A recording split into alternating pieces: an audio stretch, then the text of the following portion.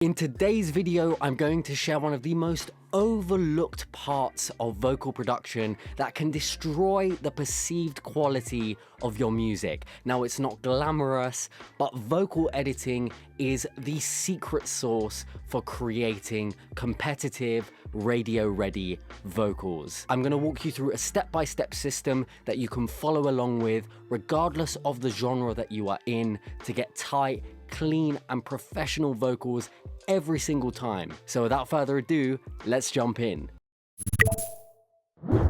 No editing. Look at the mess you've made. The silence gets louder as you ruminate. Oh, what a mess you've made. Pushing away as you make your escape. So first of all, this is a really solid performance. Yeah. We're working with a singer who knows how to do loads of stacks and harmonies and is very used to doing that. So let's just flip back and forth. Look at the mess you've made. The silence gets louder as you ruminate. Oh, what a mess you've made. Pushing away as you make your escape. Look at the mess you've made. The silence gets louder as you ruminate. Oh, what a mess you've made. Pushing away as you make your escape. Wow, that's really tight. So what I'm going to walk you through is the TNT method. So Oh, that sounds powerful. Yeah, I thought you'd like this one, Jake. So first off, we're going to start off with the first T in the TNT method, which is timing. So we're going to go through, we're going to listen for any opportunities to fix any timing mistakes. Now, again, we can aim to get this as close to the intended timing in the recording phase, and it's often going to sound more natural if you do that. But we can also use comping to our advantage, which we saw in the previous installment of this vocal recording series, right? So we can look to see if we can tighten that up as we're going through each phrase and see if there's something that feels tighter. With that being said, I'm always personally looking for emotion, right? So if I find a delivery that is more emotionally impactful and perhaps the singer is rushing just a touch or dragging just a touch, then I can use that take knowing that I can just do any minor kind of adjustments in the editing phase. So that's kind of what we're looking for here.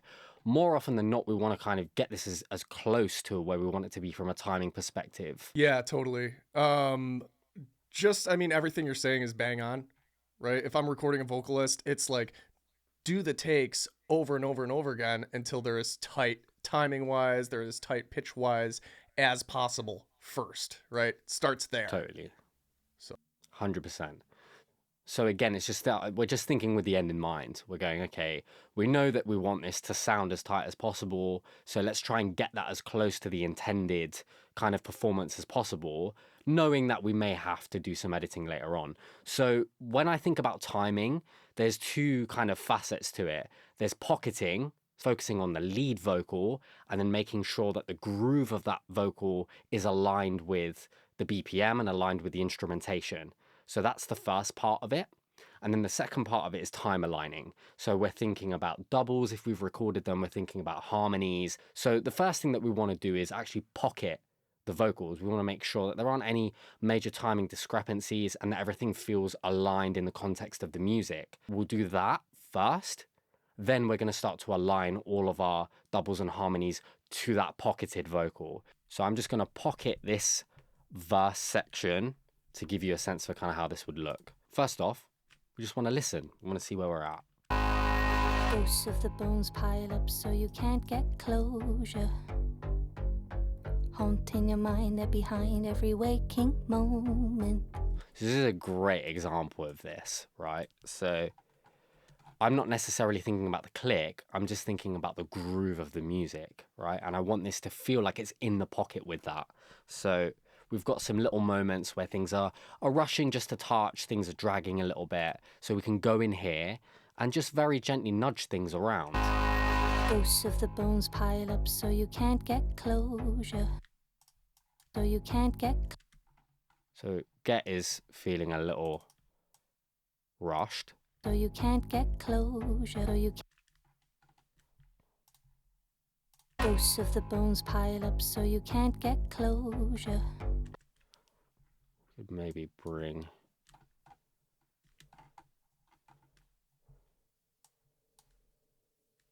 let's see. Can't get closure. I think we could make closure sound a bit tighter as well. Closure.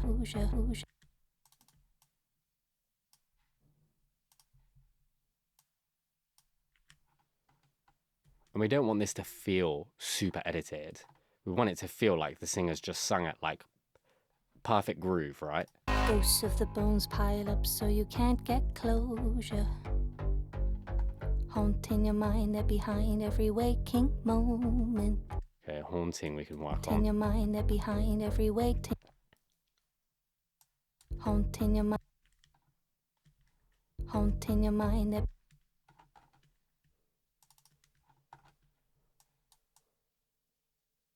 haunting your mind, they're behind every wake. Haunting your mind, they're behind. So we've got an intended rhythm that the singer has decided on, and we're just trying to accentuate that. We're just representing it in the most accurate light that we can. Haunting your mind, they're behind every waking moment. Just this bit here. Haunting your mind. Haunting your mind. Haunting your mind, they're behind. Haunting your mind, they're behind. Okay, I don't hate that. Haunting your mind, they're behind. And then I'm just pulling things in, like we spoke about in comping. We're just crossfading things so we don't get any unnecessary artifacts, you know, pops, clicks, as we're starting to chop up the audio as well. Yeah, burps, hiccups. Exactly, all of that good stuff. So that's essentially it, right? We're going to go through and we're going to listen to the vocal in the context of the music, in the context of the groove that we've created, and then we're just going to gently nudge things backwards and forwards, and we're going to go through the entire track and do that, and make sure we take a break, come back, listen to it, see if what we've done is helpful. You know, we haven't done too much. We haven't made it sound too edited. Everything doesn't have to be like very, you know, we don't need to go through and be like, oh, this needs to be absolutely on the grid here, and then this needs to be right here. You know, that's just going to completely kill the human imperfection that we want. We want that. We want things to feel natural and fluid. Again, we're just supporting, and we're just, you know, massaging things into a place where it feels very cohesive and very rhythmically pleasing for the listener. So there's no distractions. It doesn't take them out of the realm of the story of the song. Totally. Yeah, I mean, I'm a big I'm a big fan of just feeling it, right? Just feeling the music. So what I like to do is I use the grid as just kind of like a visual, like an indicator. Okay, like I'm somewhere around here, but ultimately I'm closing my eyes and I'm just feeling the music. And I do the same thing with everything in audio. I do, especially compression, right? So, I mean, you're probably going to talk about compression later on in this series, right? But especially compression, you know, I don't really worry about numbers or anything like that. I'm twisting knobs until it feels right, until it feels like it's sitting in the pocket, until it feels like it's in the groove. And sometimes that pocket is ahead of the beat. Sometimes that pocket is behind the beat, right? So in that way, I like to avoid getting too robotic and too gridded with all of my moves. Right? Because I just don't think it serves the song. Yeah, 100%. So that is timing in terms of pocketing. Real quick, just to let you know, you can download the multi-tracks in the description below from this video, so you can follow along with us, and you can also take away these concepts, these techniques, and you can practice these for yourself so you can start to internalize it. The principle is absolutely the same as what we've just done with pocketing.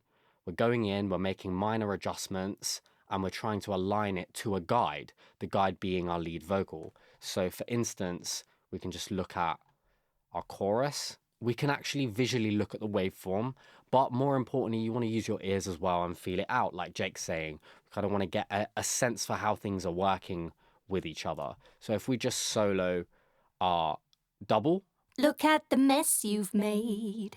The silence gets louder as you ruminate. Oh, what a mess you've made. Pushing away as you make your escape. Run, little girl, run, run. Oh, you can run, but you cannot hide. Run, little girl, run, run. I'll be here for the rest of your life. That sounds really tight. yeah, it's a pretty tight performance. You sure you don't have vocal line on there already? 100%. Okay. Yeah, 100%. The singer, Lucy Waugh, she's very used to doing this, right? Like, she's very used to this stylistic approach in terms of performing vocals in this way. So she's used to doing doubles, she's used to doing harmonies, and her timing is pretty tight from the years of just doing it. So there's not a lot of heavy lifting we need to do here, but the principle is the same. So we can flatten the comp of our double, and then we can just go in here. There's a few little parts here where I was like, okay, let's perhaps just lean into a few little things. It's worth mentioning you can be a lot more kind of aggressive with doubles and harmonies in terms of how you edit them. You can, you know, almost go so far as to chop things and move things over. And it's going to be pretty inaudible in the context of everything. So context is key here. We want to think about everything working well together, things not being distracting when you make those moves. But if in solo, you listen to your double and you go, oh, it sounds really strange, but in context, you can't hear it and it sounds tight, you're in a good place. So what we're doing is just making sure that these generally align as much as they can. Rest of your life. Okay, so we can hear that editing point, right? So we're going to just finesse things in such a way. Rest of your life. Rest of your life. So I don't mind Rest that. of your life. Rest of your life. In context, Rest of your life. can't hear it. We're not going to hear that, right? So we can do that. That's an approach. We can go through. We can oogie these little things here. Move things over if we need to. Like this, you know, we can see that the main thing here is there are some points here where things have come off a little too soon compared to the lead, or like in this instance where we move things back, where it's gone a little too far over in terms of holding the note for too long. And that's where we're just going to kind of go in and either pull things back, push things forward. And you can also use something like time stretching, which is essentially what VocAlign is doing. It's time stretching or it's compressing. So it's compressing the audio or it's stretching it out. And we can do that manually if we want to use something like flex time.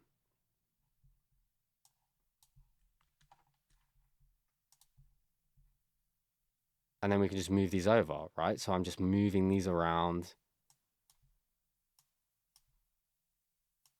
and aligning these points. And you can see you can get a little bit more granular with this. You can get a lot more kind of precise. You've got this guide of seeing where things are sitting. You can also move things within phrases. So that's kind of when you'll want to approach time compressing or time stretching. And it will be in moments where you can't just chop up in between the phrases and move the phrases themselves. There may be some timing issues within a phrase. And then that's a point where you're just going to go, oh, okay, let me just move this, compress this a touch. Let's look at the end of our phrase. Where are we sitting? Okay, we're in a pretty decent ballpark here, decent ballpark. And then, you know, you can start off by eyeballing it. And as you get more experience, you can kind of see when things aren't aligned and you go in, take a minute, listen to it, see where you're at.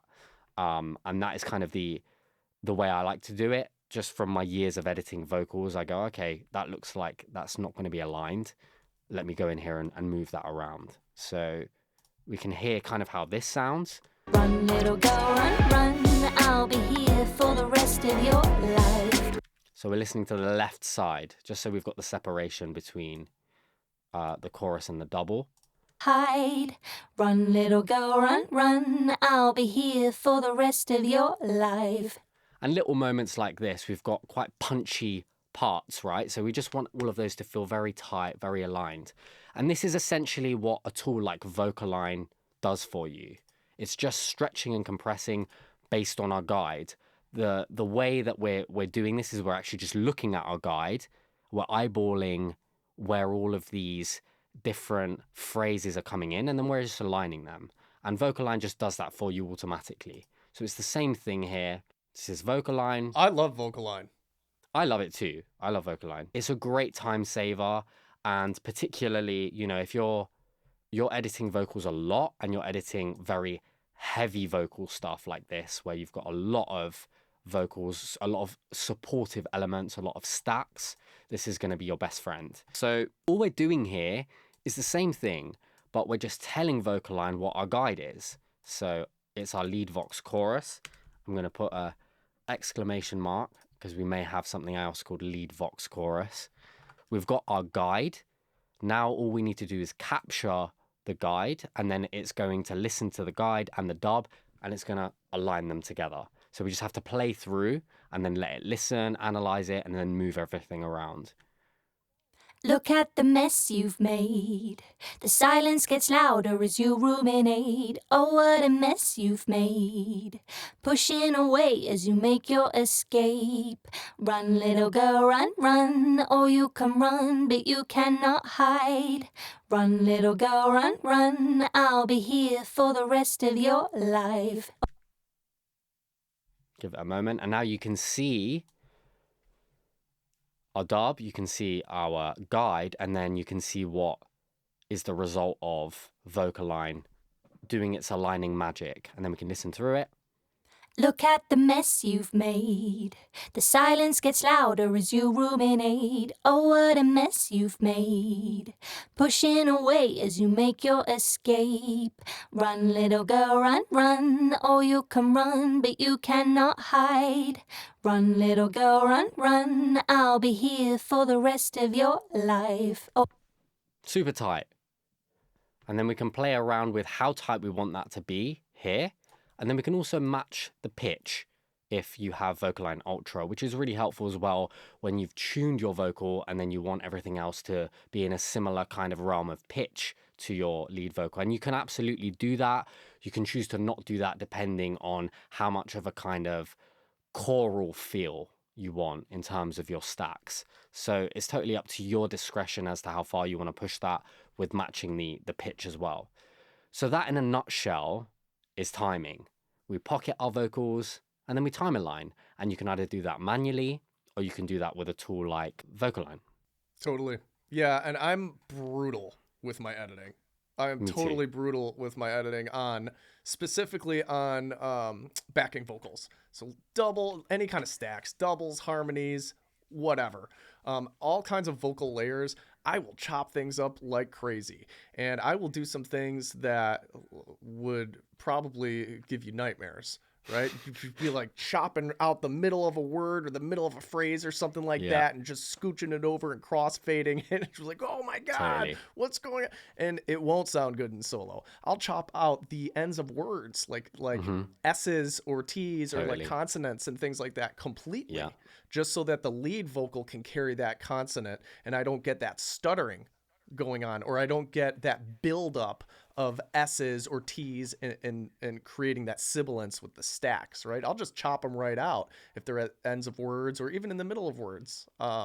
Whatever needs to be done so that we're maintaining the focus and we are putting our vocals in a place where there's nothing obvious or distracting poking out and pulling the listener outside of the emotion of the song.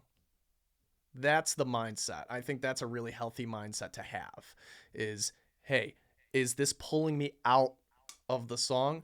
If it is, then we have to fix it. We have to address it. If it's not, if it's something that's like, hey, oh man, I'm really grooving with this and nothing is like making my ears perk up or nothing's turning me off, that as a listener, not as an engineer, because as engineers, we tend to get a little bit more perfectionist about things. But with my listener hat on, is this pulling me out of the song? No, then we can leave things alone. And this is such a smooth segue into N, which is noise and cleanup, right? So we're thinking about anything that's distracting for the listener, anything that doesn't add to the overall journey, the delivery of the performance. So noise is mouth noises, mouth clicks, lip smacks, that kind of thing. Unnecessary breaths, breaths that are too loud, sibilants and consonants from doubles and harmonies that may be distracting for the listener. We can cut them out completely, we can fade them in and out, or we can gain them down. So let's use the lead vocal again as an example of this, and we can just look at our chorus and let's just see, do we need to do anything here? Look at the mess you've made. The silence gets louder as you ruminate. Oh, what a mess you've made. Pushing away as you make your escape. Run, little girl, run, run. Oh, you can run, but you cannot hide. Run, little girl, run, run. I'll be here for the rest of your life.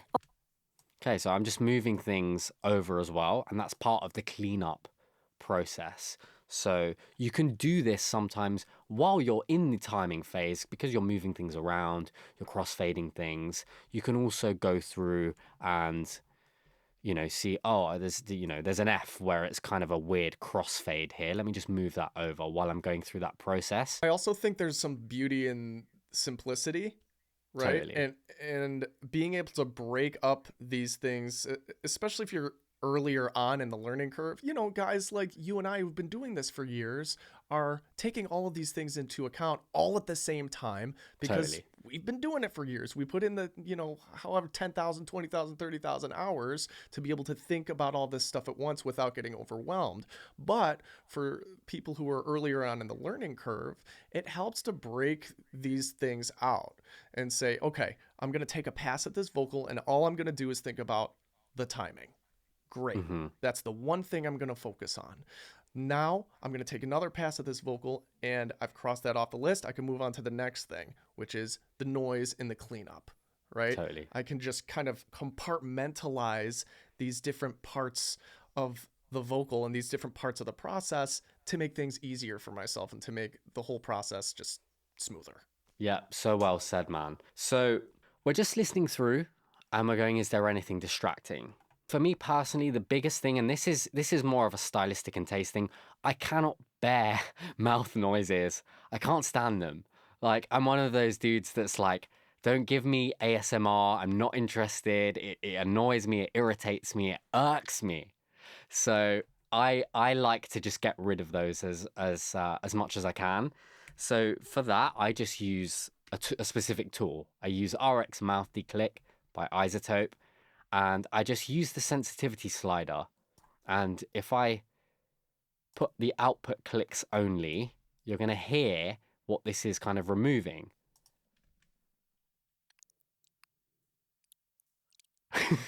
It's already irritating me. So I think Jake doesn't like it either. So we're just getting rid of all of that stuff. It doesn't add anything to the performance. Look at the mess you've made. The silence gets louder as you ruminate. Oh, what a mess you've made. 78 clicks in those phrases, right? And obviously we can bring the sensitivity down. I normally like to have it anywhere between 4 and 6, depending on how it sounds. And I just want to get rid of all of that stuff. And particularly that with doubles and with harmonies, there's a compounding effect. And then you start to get all of this cacophony of lip smacks and, it sounds almost like there's clicks happening and they're just natural mouth noises, but we just mistake them as, oh, there's kind of digital clicks happening. And if you've got those panned around, it can just be really distracting for the listener. We know that we're going to compress. We know we're going to reduce the dynamic range. That's going to bring all of that up. We're going to master this eventually. And every one of these little things is going to be amplified later down the chain. So we just want to get rid of those as much as we can from this phase onwards. I've got some breaths here. The silence That I can go in here and I can just bring them down, honestly. And people like to do these in different parts of the process. I personally like to do it in this editing phase because I'm kind of thinking about this. I'm in that mind frame. So I like to just go in here and bring them down, maybe 7 dB. You've made. The silence gets louder as you ruminate. Oh, what a mess you've made. Pushing. I don't need to do this for every single breath, but the ones that I feel, that's quite loud, I'm going to compress this further. It's going to bring those breaths up. Pushing away as you make your escape. Run. That's a pretty big one there. Now, Chris is doing this because he's in tune and he knows, he knows what level of breath that he's comfortable with. He's been working with this artist for a while, so he knows kind of what the goals are there. If you're having trouble knowing or deciding on, hey, should I actually tackle these breaths? Should they be louder? Should they be quieter? Listen in context.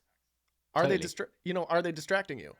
Are they pulling away from the song, or are they actually adding energy to a song? A lot of times, I work in rock. I work with a little bit more aggressive metal and that kind of music. So a lot of times having a lot of that breath sound in there helps to build that aggression and helps to build that kind of energy, right? So there's plenty of breaths that I've actually pumped up in the mix just to add to that, right? And add to that excitement. So point is, if you're not sure, listen in context. Yeah. And reference. Yeah. So we want to reference songs in the style that we're editing and just simply listen to the vocal. How loud are the breaths in context with the lead vocal? Are they softer? Do they feel like they're fade in? Are they just as loud as the lead vocal? There's no right or wrong in this area. This is a very nuanced part of the process, and it's also part of your kind of signature style as an editor, as a producer. These are choices that you're also making for yourself in aid of the journey for the listener and in aid of the performance, right? So if you're working in a very aggressive genre like Jake and you want to pump up that aggression, then you might want to think about tackling the breaths in a different manner. In this instance, I know that I'm going to compress these further. I know those breaths are going to come up later down the line. So I'm thinking, okay, let me just make sure that we feel the humanity of the breathing. I don't want to eradicate the breaths, but I just want to bring those down. And I may very well come back here and pump a couple of the breaths up later on, So I'd do this process, have a coffee, sit back down, listen through, and then go, oh, okay, that breath's too quiet. I can bring that back up. We don't need that to be as quiet as it is, or this is a bit too loud still, and then kind of bring that down. So I'm just essentially going through like this. I'm bringing the gain down, and that's kind of my base rate will be anywhere between -5 and 7. You don't need to think about the numbers, feel it out, right? This is just from me doing this for many years. That's just kind of where I start. Sometimes I have to bring breaths down by 11 dB, or 15 dB. Depends on the artist, depends on the song. So we're going to go in here and do that. We're going to crossfade all of these, make sure everything's nice and tight. And then that's it for the lead vocal.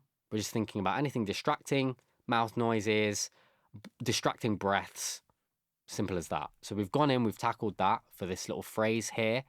Now we just want to look at doubles. So again, I'm just going to go to our double and see if there's anything distracting. Is there anything fighting with the lead vocal from a noise perspective? Look at the mess you've made. The silence gets louder as you ruminate. Oh, what a mess you've made. Pushing away as you make your escape. I'm hearing mouth clicks. I'm hearing a little bit of a cacophony of mouth clicks. Remember, we've got one vocal-lined double, so that sounds pretty tight, but then we've got this harmony that has absolutely no time aligning, nothing. We're just listening for it in context with the lead vocal, and we're thinking about timing, and we're thinking about noise. So first off, I'm just going to put mouth declick on our double. Look at the mess you've made. The silence gets louder as you ruminate. Oh, what a mess you've made. Pushing away as you make your escape. Run, little girl, run, run. Oh, you can run, but you cannot hide. Run. Sounds a lot tighter to me. Nothing distracting there. What is a little bit distracting to me is the breaths. So what I like to do generally, and again, this depends on the genre, it depends on your taste, and depends on your references. But with doubles and harmonies, particularly if I know there's going to be a lot, I like to cut the breaths out of the doubles and harmonies because we've got a breath from our lead vocal. We don't need to hear those breaths oftentimes unless we feel like they're amplifying the emotion. In this instance, I don't think that they are amplifying the emotion. They're just a little bit distracting. So I'll go in here and I'll just tackle both the breaths in the harms and the double, but I'm just going to bounce my double because it's got vocal line on there. So I want to bounce out the vocal line double so that it's all time aligned. Yeah, and then I want to tackle... committing to that process. Exactly. Right. So I've got my time aligned vocal here now with my lip smack destroyer on there. So no lip smacks. And then I'm just going to go in here and I'm going to just cut breaths out. Again, look at the mess you've made. So first of all, we don't need the breaths at the beginning. Again, look at the mess you've made. Look at the mess you've made. The silence gets louder as you ruminate. Oh, what a mess you've made. Pushing away as you make your escape. Run. I don't even need, the p of escape. Escape. Run, little girl, run, run. Oh, you can run, but you cannot hide. Run, little girl, run, run. I'll be here for the rest of your life. Oh, for the rest of your life. Oh, trust. And we don't even necessarily need the F as well, Again, you can decide how far you want to go with that. It's a personal preference for me.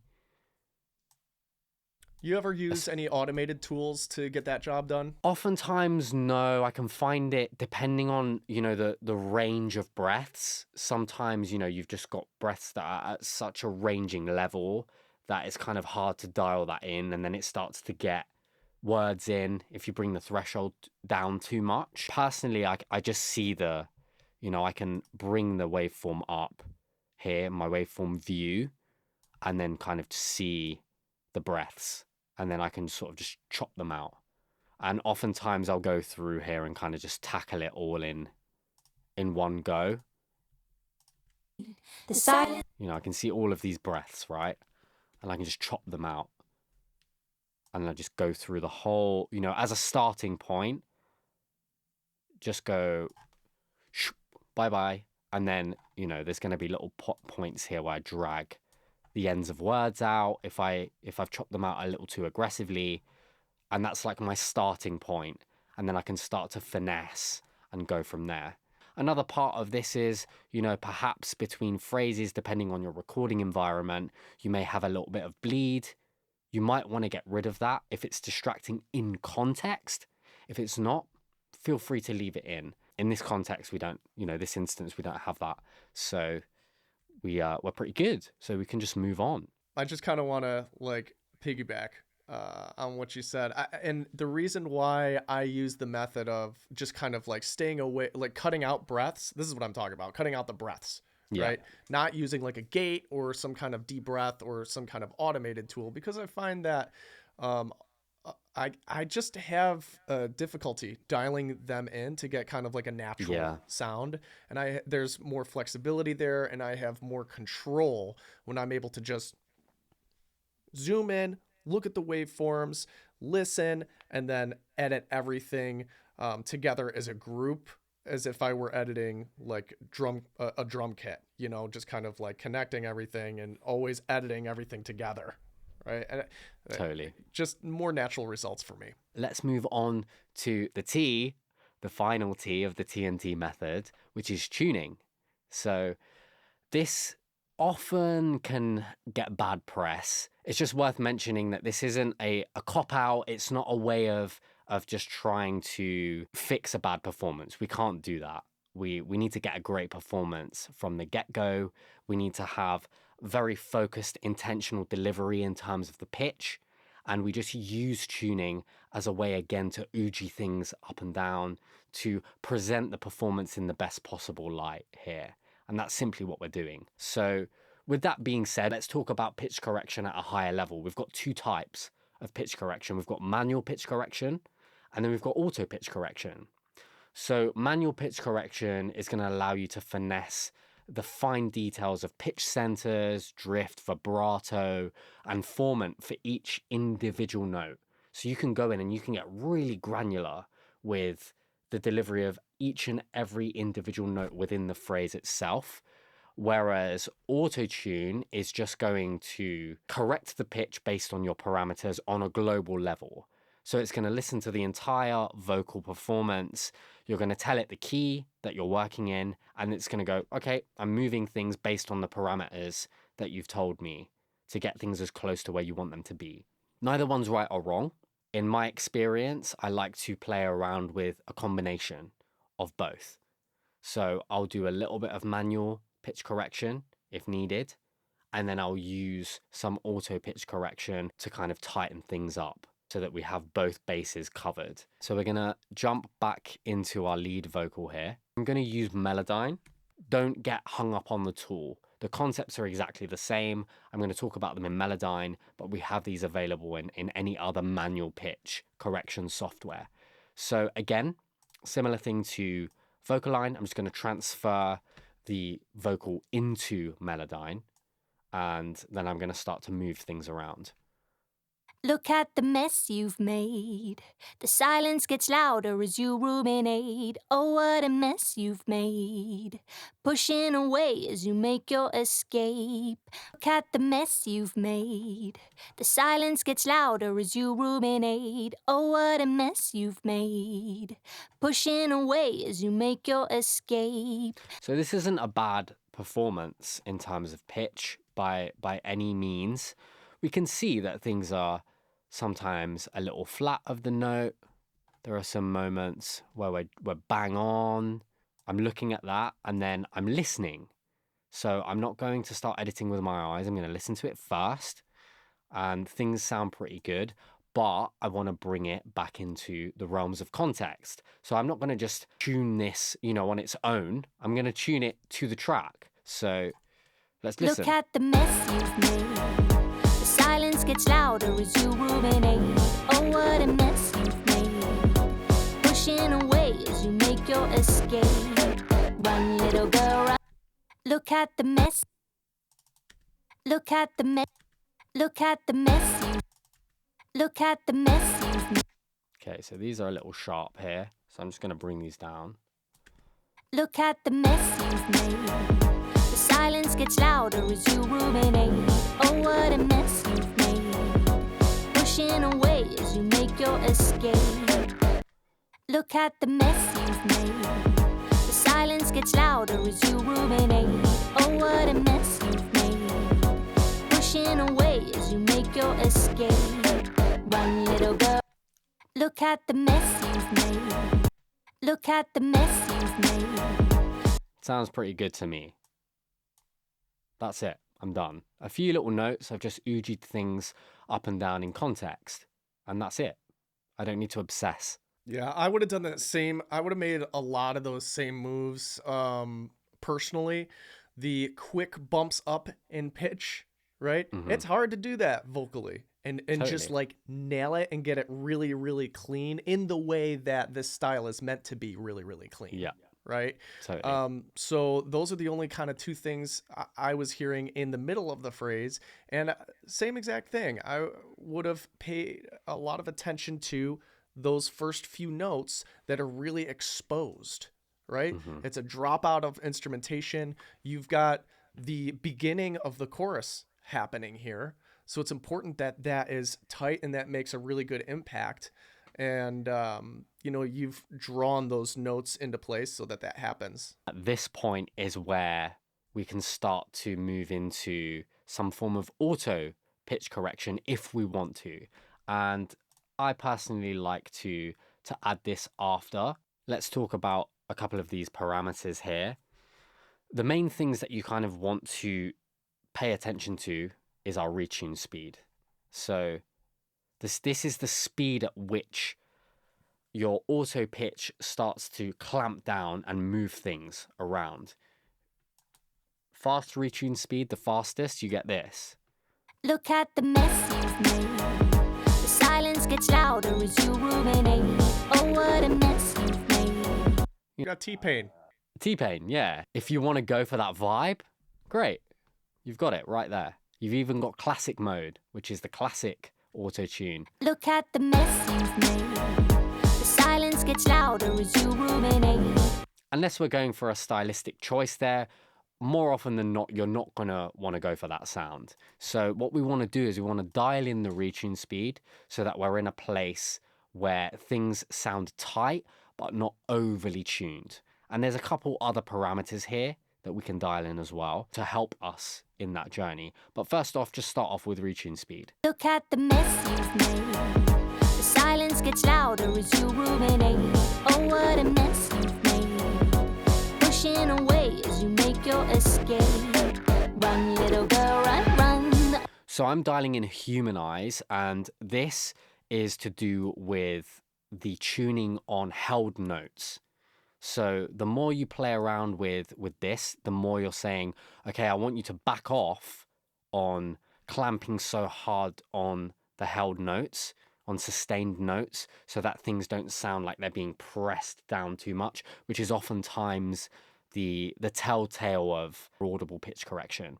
So you can dial that into taste. I personally kind of have it around 100, and flex tune is helping to accentuate and leave alone the natural vocalizations of the vocalist. So this can be very helpful if you're working with vocals that are quite gritty, that have a lot of gravel in them. You're going to want to play around with flex tune more so that you allow auto tune to differentiate between the intended pitch and the vocalization and the characteristics of that vocal. So you can dial that into taste as well. I normally have this around somewhere around here, and this allows me oftentimes to push my retune speed so things sound tighter and less affected, right? So rather than me having to do something like this without these, which would make it sound more natural to me, I can push this and still get it to sound pretty transparent. Look at the mess you've made. The silence gets louder as you ruminate. Oh, what a mess you've made. Pushing away as you make your escape. Like on that, oh, what a mess you've made, there's like a transitional note there that by having flex tune up has allowed me to leave that vocalization in rather than it clamping down and going, no, this note must be here and this must be here, which is going to sound super tuned. Anything you want to add there, Jake? Not other than the fact that I don't do this step. You know, I often, I mean, if I was working in those genres that like pop genres, a little bit more electronic genres, or if the artist wants a little bit more of that kind of like that tight kind of feel to the vocal, then maybe I'll put some auto tune on there, just very, very lightly kind of squeezing some things. But a lot of the times for my workflow, and again, this is not right or wrong. This is just a lesson and kind of a healthy mindset and perspective to kind of take away. For my workflow, I find that just a little bit of pitch correction, kind of moving things. And I like to do pitch correction because I like that flexibility and I like that control, right? Yeah. But I find that just that step will often get me to the place where my clients want to be, right? To the place where we want that vocal to be. So it's, to circle back, it's not right or wrong, right? There are different tools to accomplish different things.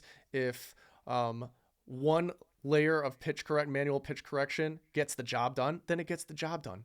Totally. Right? If you need that extra tightness and that's kind of what suits the genre or is what sounds right for the song, then do that. If you don't need any pitch correction at all and your vocalist just nails it, then you don't need any pitch correction at all. Yeah, 100%, 100%. And that's something to bear in mind again is context, it's taste, it's style, and it's your references. So you're bearing all of that in mind when you're making these decisions. It's not like a one size fits all. You must put manual pitch correction and you must put auto tune on. Absolutely not. You may not need to do either of those. You may need to do both of those. Whatever's going to get the job done from a stylistic standpoint, where the artist is happy, you're representing the best possible performance, that's what you want to do. With that being said, the same principles apply to our doubles, to our ad-libs, to our harmonies, with the only difference being, similarly to our time aligning, similarly to our noise reduction part of this, we can get a little bit more aggressive.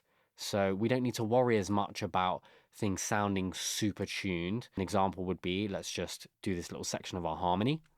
Look at the mess you've made. The silence gets louder as you ruminate. Oh, what a mess you've made.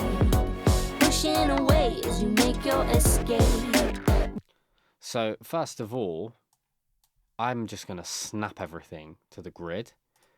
I'm going to pitch drift everything up. So it's going to minimize the drift between each note, the starts and ends and transitional parts of our notes. And then I'm going to listen to it. There's probably going to be some mistakes where it goes, oh, I thought it was this note. Look at the mess you've made. The silence gets louder as you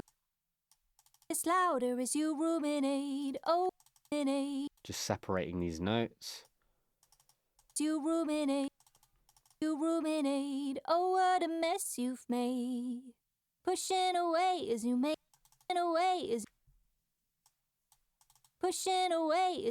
your escape.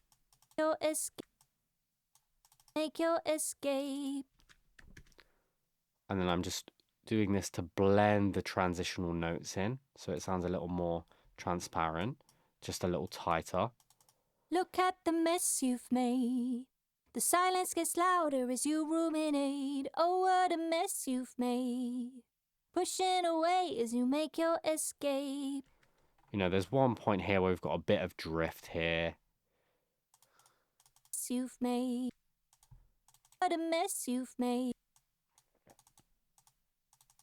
Mess you've made. And now let's listen in context. Look at the mess you've made. The silence gets louder as you ruminate. Oh, what a mess you've made. Pushing away as you make your escape. So there's a few things that are drifting here still that are bothering me. But in this instance, I might just pull over some auto pitch correction and then bring it to a faster retune speed rather than we stressing out about getting to each and every individual note and making sure it sounds perfect. I globally just want this to sound as tight in key as possible. And if I can get that done as efficiently as possible, I can then move on to tackling the other batch of harmonies and doubles and get this done in a timely manner. Look at the mess you've made. The silence gets louder as you ruminate. Oh, what a mess you've made. Pushing away as you make your escape. Sounds really tight apart from one thing. Look at the mess you've made. Look at the mess you've made. The silence gets louder as you ruminate. No, it sounds good to me. I thought I was hearing something sharp. Don't rabbit hole. Sounds good. Or take a break. And that's it. And we would do this process, particularly for our harmonies. With our doubles, it's totally up to you how tight you want the tuning to feel. Again, if you want things to feel a little looser, a little bit more choral, we might not want the tuning to be exactly as tight as the lead. You're just going to start to have everything sound like a wall of sound, which is a totally valid thing here. Everything will just sound very, very wide and thick, but you don't have this separation and definition of each of those different elements. So it's up to you from a stylistic standpoint as to how far you want to go with that. But with harmonies, anything that is going to be complementing harmonically with our lead vocal. We just want things to be as tight as possible so that we get the intended kind of emotional feel. And that's it. We go through that process for each one of these. We commit to it. We listen in context.